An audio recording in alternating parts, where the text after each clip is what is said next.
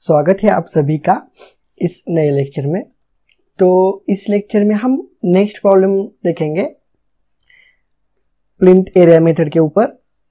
Fourth problem 3 problem already complete हो चुकी है। ये फोर्थ प्रॉब्लम देखेंगे इस लेक्चर में, जो कि मैंने लिया है 2016 का, मैंने समर 16 का मैंने प्रॉब्लम लिया है। तो चलो इसे देखते हैं, इस लेक्चर में सॉल्व करते हैं इस प्रॉब्लम को। Prepare approximate estimate of a town hall. हमें एक हॉल का अप्रोक्सीमेट एस्टिमेट निकालना है हॉल बिल्डिंग का। Having plinth area equal to 1500 metre square इस एरिया है इस बिल्डिंग का।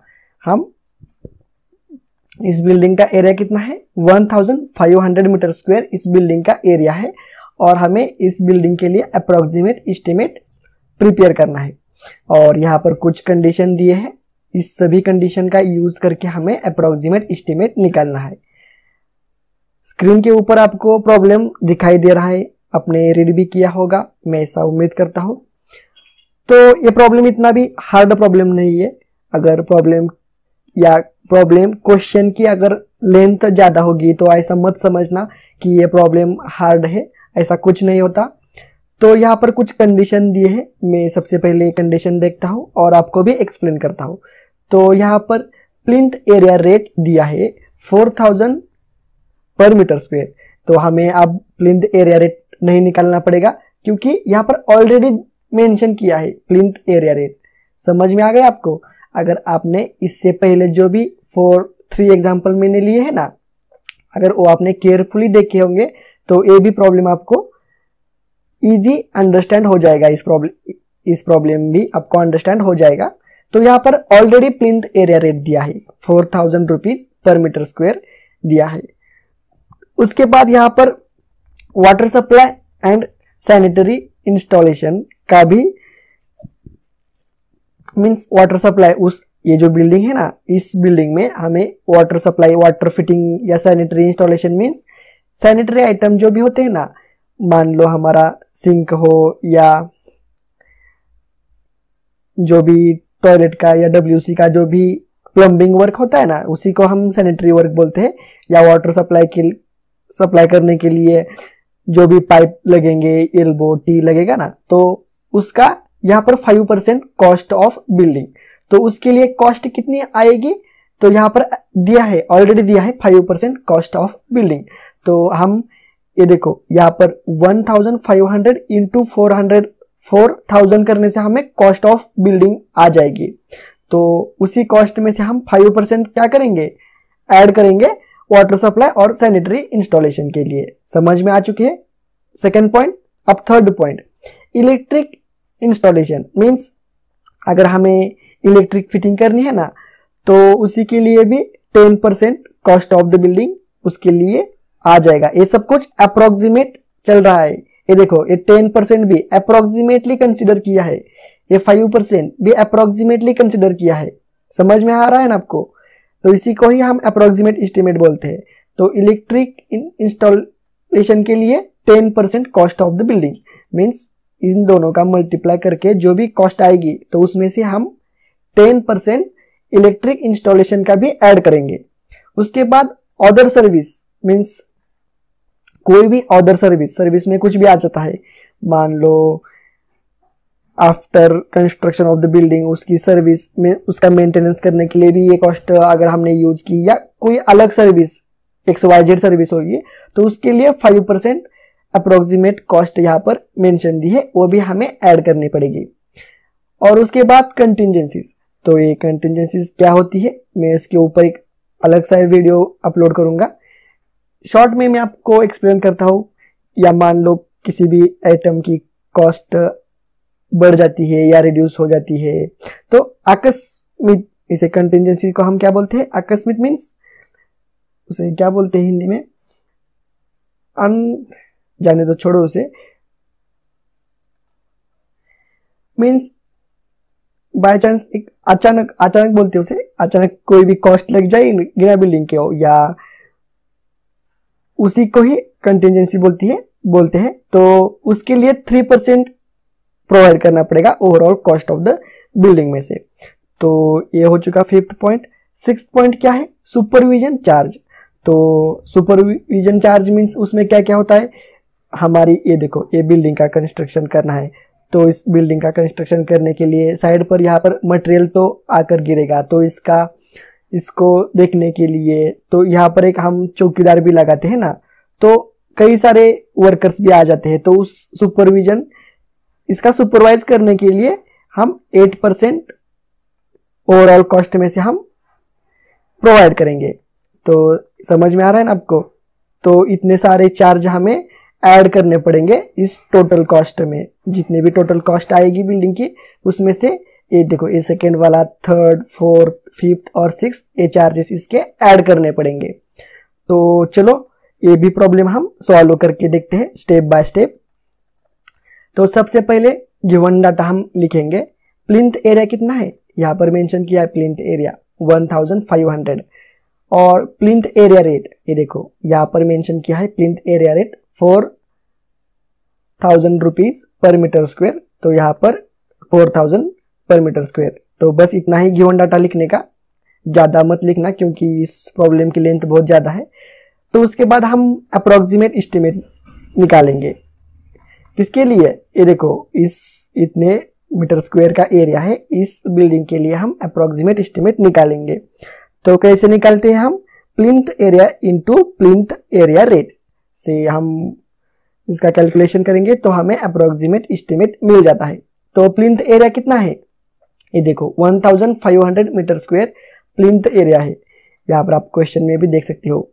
हमें एस्टिमेट निकालना है किसके लिए? ये देखो यहाँ पर 1500 के लिए एस्टिमेट निकालना है। तो इसलिए यहाँ पर प्लिंथ एरिया 1500 आ चुका into plinth area rate. Rate भी हमें यहाँ पर ऑलरेडी दिया है 4000 रुपीज पर मीटर स्क्वायर। तो यहाँ पर 4000, तो इसका कैलकुलेशन करने के बाद आंसर यहाँ पर आ जाता है 60 लाख रुपीज। हमें यहाँ पर कॉस्ट ऑफ बिल्डिंग हमें मिल जाती है। मीन्स ये क्या हो चुकी है? अप्रोक्सीमेट कॉस्ट हो चुकी है उस बिल्डिंग के लिए।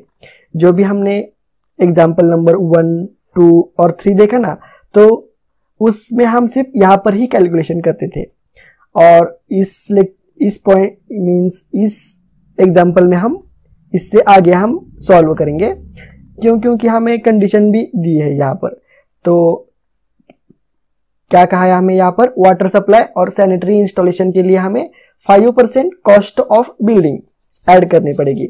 तो ये देखो, अगर आपको इस प्रकार से टेबल बनाना है तो आप एग्जाम में टेबल भी बना सकते हो, या सिर्फ 1 नंबर या 2 नंबर का है ना तो इसे 1 नंबर मेंशन करना, या चाहे आप इसे भी 1 नंबर ही कंसिडर करना। वाटर सप्लाई और सैनिटरी इंस्टॉलेशन ऐसा हेडिंग देना और उसके नीचे 5 डिवाइडेड बाय 100 इंटू जो भी कॉस्ट आई है ना, ये 60 लाख रुपीज, उसे मल्टीप्लाई करके आप उस फॉर्मेट में भी आप आंसर निकाल सकते हो। तो मैंने यहाँ पर टेबल लिया है। तो अब हम क्या करेंगे? ये जो यहाँ पर हमें कंडीशन दिए है ना, मीन्स हमें इसका भी रेट हमें लेना पड़ेगा अप्रोक्सीमेट एस्टिमेट का प्रिपेयर करते समय। तो अब हम निकालेंगे। तो सबसे फर्स्ट पॉइंट हमारा water supply and sanitary installation. तो उसके लिए कितना दिया है? 5%।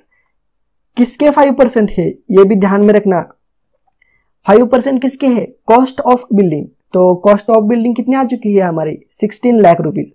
तो देखो 5% मीन्स क्या होता है? 5 डिवाइडेड बाय 100। तो 5 डिवाइडेड बाय 100 करने से आंसर आ जाता है 0.05। समझ में आ गया? ये 0.05 कैसे आया? ये जो 5% होता है ना, 5% मीन्स क्या होता है?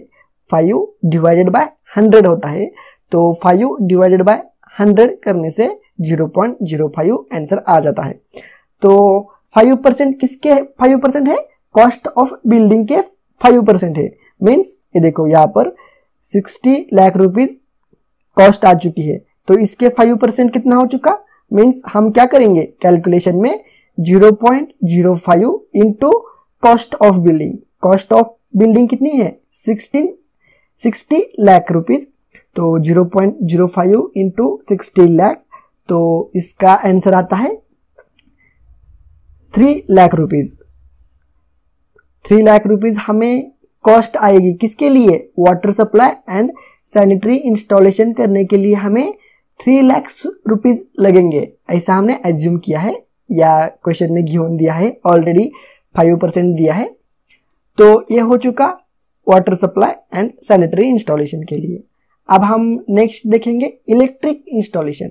इलेक्ट्रिक मीन्स जो भी हम इलेक्ट्रिक फिटिंग करते हैं ना, चाहे उसमें हम बोर्ड लगाते हैं, स्विच लगाते हैं, फ्यूज लगाते हैं या वायरिंग जो भी होती है, चाहे वो कंसल्टिंग हो या ओपन वायरिंग हो, कोई भी हो।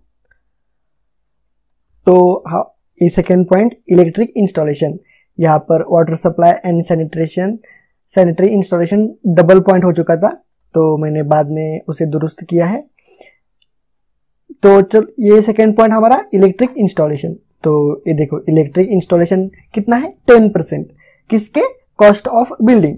तो कॉस्ट ऑफ बिल्डिंग कितनी है? 60 लाख रुपीज। तो इसके 10%, 10 मीन्स क्या होता है? 10% मीन्स 10 डिवाइडेड बाय 100, तो 0.01 आता है। तो 0.01 इंटू 60 लाख रुपीज, तो इसका आंसर आता है 6 लाख रुपीज। तो इलेक्ट्रिक इंस्टॉलेशन करने के लिए हमें कितनी कॉस्ट आएगी? 6 लाख रुपीज आएगी फॉर इलेक्ट्रिक इंस्टॉलेशन के लिए। अब हम नेक्स्ट पॉइंट देखते हैं। After electric installation other service, चाहे वो कौन सी भी हो, तो उसके लिए क्या कहा है? 5% कॉस्ट ऑफ बिल्डिंग। तो 5% किसके? कॉस्ट ऑफ बिल्डिंग के। तो कॉस्ट ऑफ बिल्डिंग कितनी है? 60 लाख रुपीज। तो यहाँ पर थर्ड पॉइंट हमारा other services 5% of cost of building. 5 means कितना होता है? 0.05 इंटू 60 लाख रुपीज, तो इसका आंसर आता है 3 लाख रुपीज।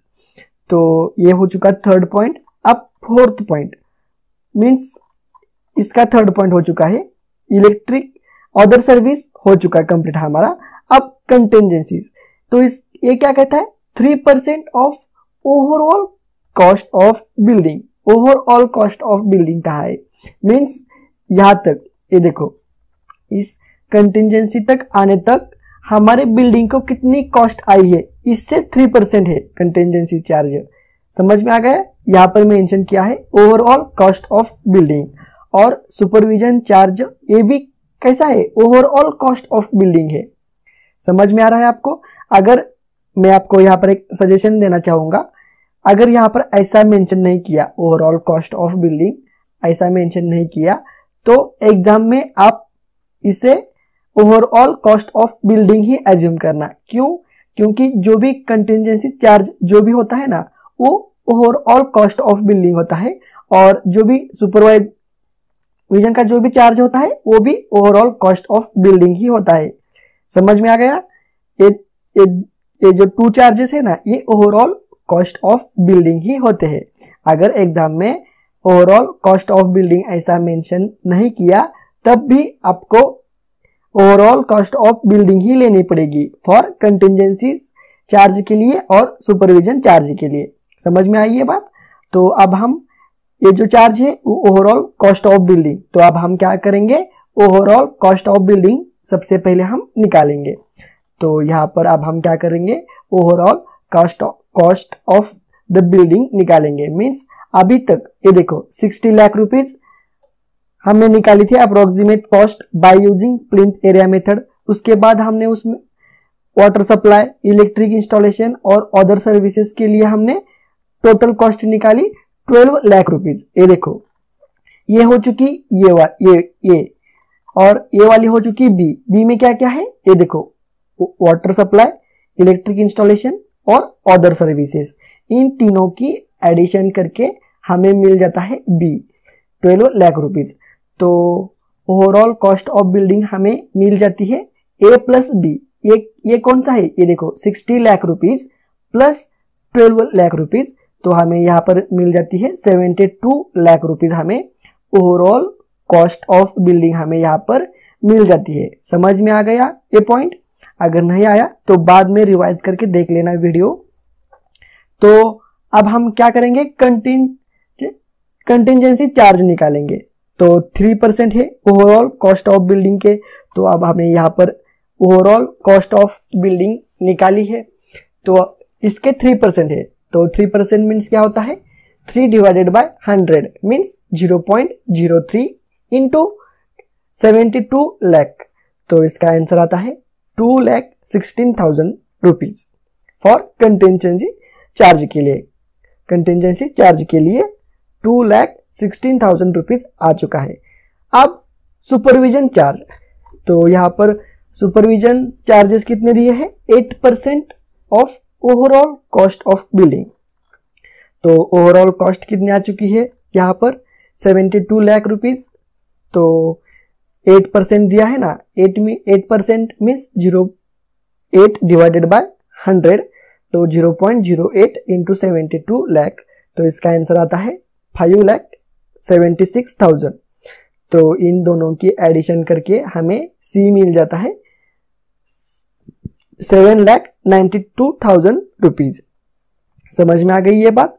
तो अब हम क्या करेंगे, अप्रोक्सीमेट एस्टिमेट निकालेंगे of A town hall building. तो हम क्या करेंगे, A plus B plus C करेंगे। ये कौन सी हो चुकी है हमारी, ये देखो 60 लाख रुपीज ये हो चुकी। B कौन सी है हमारी 12 लाख रुपीज, और C कौन सी है हमारी 7,92,000 रुपीज। तो यहाँ पर A plus B plus C करके हमें यहाँ पर आंसर मिल जाता है 79,92,000। तो इतनी कॉस्ट आएगी हमें टाउन हॉल बिल्डिंग का कंस्ट्रक्शन करने के लिए, और इतना एरिया 1,500 मीटर स्क्वायर का हमें कंस्ट्रक्शन करने के लिए इतनी कॉस्ट आ जाएगी। समझ में आ गया। तो ये प्रॉब्लम यहाँ पर सॉल्व हो चुका है कंप्लीटली, और किस प्रकार से सॉल्व किया ये भी आपने देख ही लिया। बहुत इजी टाइप का प्रॉब्लम है, 8 मार्क के लिए या 6 मार्क्स के लिए यह प्रॉब्लम आ जाता है एग्जाम में। तो इस लेक्चर में बस इतना ही। अगर ये लेक्चर आपको पसंद आया होगा या ये प्रॉब्लम आपको समझ में आ चुका होगा तो आप कमेंट बॉक्स में कमेंट करके मुझे बताओ। और ये लेक्चर आपको अच्छा लगा होगा तो प्लीज़ लाइक करो, शेयर करो और चैनल को सब्सक्राइब भी करो। तो मिलते हैं हम नेक्स्ट लेक्चर में। नेक्स्ट लेक्चर में हम नेक्स्ट प्रॉब्लम लेंगे, विंटर 19 का प्रॉब्लम सॉल्व करेंगे हम। ये भी प्लिंथ एरिया मेथड का ही प्रॉब्लम है। तो चलो मिलते हैं नेक्स्ट।